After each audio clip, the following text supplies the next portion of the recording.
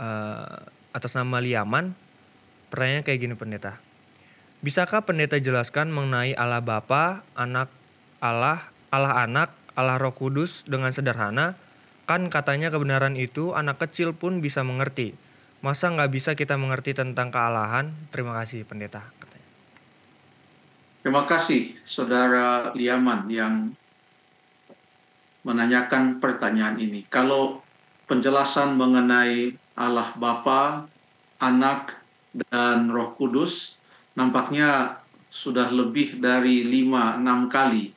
Dan seperti yang Jeffrey tadi katakan, boleh di-search di YouTube Tajam, ada beberapa penjelasan tentang hal ini. Dan untuk itu, dan penjelasan-penjelasan itu sangat sederhana. Tetapi penjelasan-penjelasan yang sederhana itu tidak bisa dilanjutkan melebihi apa yang Alkitab tidak katakan. Karena di dalam menjelaskan Alkitab, bila mana kita mulai keluar dari ranah Alkitab dan berusaha untuk memaksakan kita punya kehendak dan penjelasan pengertian, maka ada kemungkinan itu sudah jauh dari Alkitab atau melenceng dari Alkitab. Jadi semua penjelasan yang pernah kita ulas secara sederhana tentang Bapa, Anak, dan Roh Kudus, semua itu adalah sederhana. Nah, tetapi pertanyaan yang ingin saya soroti dengan lebih dalam pertanyaan Saudara Liaman ini adalah pertanyaan yang kedua tadi, di mana pertanyaan itu mengatakan, kan katanya kebenaran itu anak kecil pun bisa mengerti. Itu pertanyaannya ya, Jeffrey ya. Betul, pendeta. Kan katanya kebenaran itu anak kecil pun bisa mengerti. Betul, pendeta. Masa nggak bisa kita mengerti tentang kealahan? Apa yang dimaksudkan dengan mengerti, dan apakah memang Alkitab mengatakan bahwa seorang anak kecil itu bisa mengerti apapun saja tentang kebenaran? Mari kita lihat apa yang dimaksudkan dengan Alkitab, dimaksudkan oleh Alkitab dengan mengerti atau kata pengertian. Kita baca dulu satu ayat tentang bagaimana seorang anak kecil itu menanggapi kebenaran atau pekabaran tentang kerajaan Allah. Mari kita baca di dalam Lukas pasal yang ke-18. Lukas pasal yang ke-18, kita baca ayat yang ke-17. Lukas 18 ayat yang ke-17. Lukas 18 Silakan. Ayat yang ke-17 berbunyi demikian. Aku berkata kepadamu, sesungguhnya barang siapa tidak menyambut kerajaan Allah seperti seorang anak kecil, ia tidak akan masuk ke dalamnya. Terima kasih. Barang siapa tidak menyambut kerajaan Allah seperti seorang anak kecil, maka ia tidak akan masuk ke dalamnya. Ada beberapa ayat, 2 atau 3 ayat lain lagi sehubungan dengan sambutan seorang anak kecil terhadap kerajaan Allah, menyambut kerajaan Allah.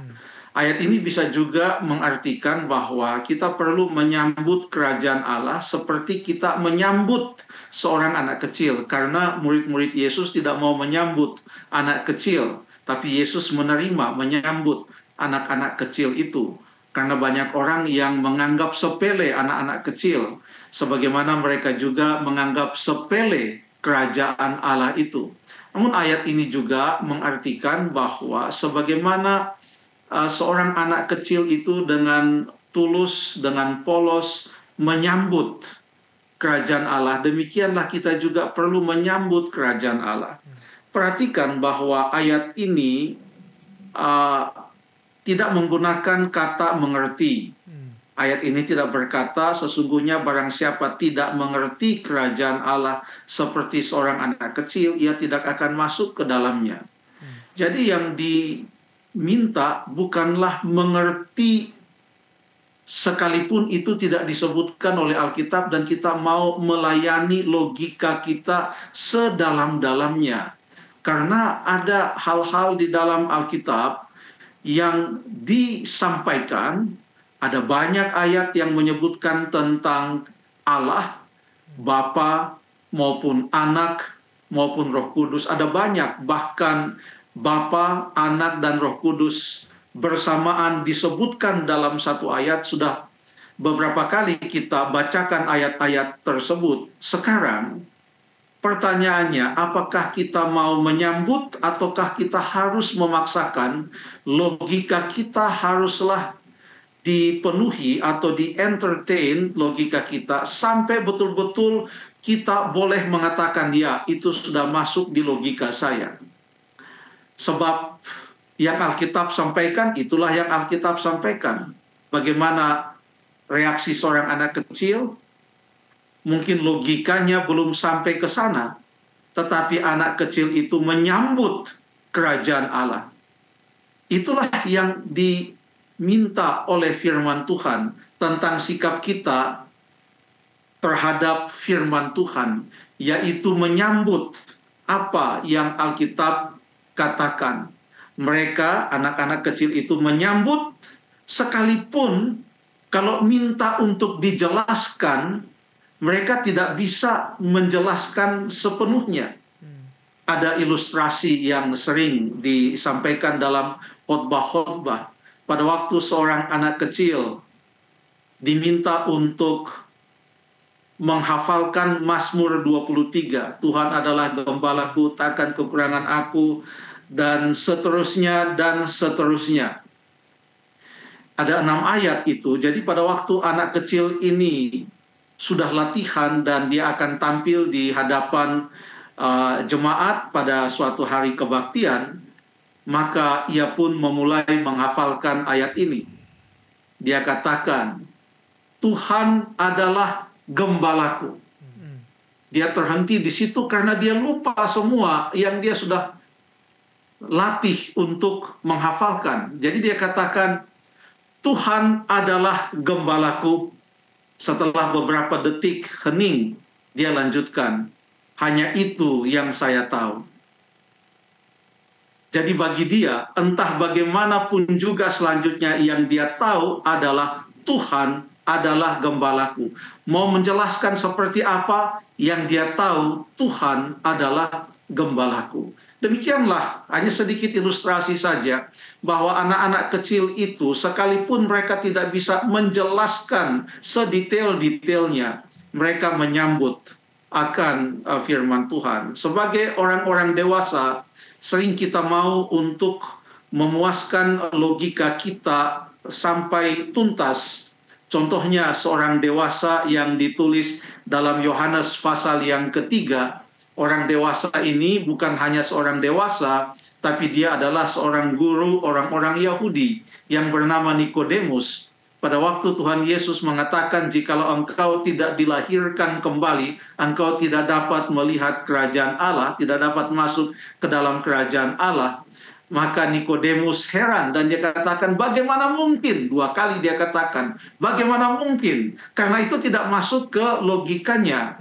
Tetapi kemudian malam itu ia menerima apa yang Tuhan Yesus katakan, karena begitu besar kasih Allah akan dunia ini, sehingga ia mengaruniakan anaknya yang tunggal. Dia sudah tidak bertanya lagi, bagaimana mungkin Allah punya anak? Tidak ada lagi pertanyaan bagaimana mungkin. Dia menyambut seperti seorang anak kecil menyambut. Walaupun tidak dikatakan, nanti mungkin kita bisa bahas lebih lanjut tentang Nikodemus, tapi itulah yang terjadi, bahwa ayat, karena begitu besar kasih Allah akan dunia ini, sehingga ia mengaruniakan anaknya yang tunggal itu, supaya barang siapa yang percaya kepadanya tidak binasa, melainkan beroleh hidup yang kekal. Sama sekali ayat itu tidak dipertanyakan oleh Nikodemus yang mempunyai audiensi secara pribadi bersama dengan Yesus pada malam hari itu. Seperti apa seorang anak kecil itu mengerti atau menyambut? Menyambut itu, kalau boleh kita jelaskan, menyambut itu adalah mengerti dengan iman. Ada di sana unsur logika, tetapi tidak tuntas, karena ada hal-hal yang memang kita terima dengan iman, kita percaya. Mengapa kita percaya? Oleh sebab Alkitab mengatakannya. Saya berikan satu contoh. Kita baca Ibrani pasal yang ke-11 ayat yang ketiga. Ibrani pasal yang ke-11 ayat yang ketiga. Saya baca ini ayat, saya baca, kebetulan saya sudah temukan ayatnya. Karena iman kita mengerti bahwa alam semesta telah dijadikan oleh firman Allah, sehingga apa yang kita lihat telah terjadi dari apa yang tidak dapat kita lihat. Apa yang ayat ini katakan? Karena iman kita mengerti. Ayat ini tidak mengatakan karena research, karena pembuktian, karena demonstrasi, kebenaran, dan lain sebagainya. Ayat ini secara sederhana mengatakan, karena iman kita mengerti bahwa alam semesta telah dijadikan. Sekalipun tidak ada manusia lain yang menyaksikan Adam diciptakan, oleh karena Adam adalah manusia yang pertama, tetapi karena iman kita mengerti bahwa kita manusia diciptakan oleh Allah. Itulah yang disebut dengan menyambut, sebagaimana seorang anak kecil menyambut kebenaran atau menyambut kerajaan Allah. Terima kasih.